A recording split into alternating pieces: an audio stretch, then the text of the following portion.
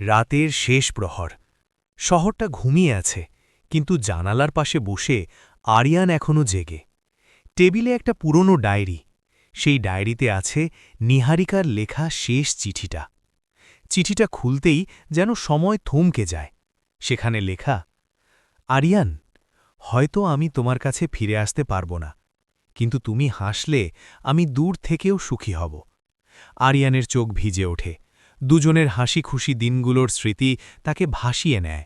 রোদেলা দুপুর, বৃষ্টিতে হাত ধরা, ছোট ছোট ঝগড়া, সবই যেন পর্দার মতো সামনে ভেসে ওঠে। চিঠির শেষ লাইনটা পড়ে তার বুকটা হালকা কেঁপে ওঠে।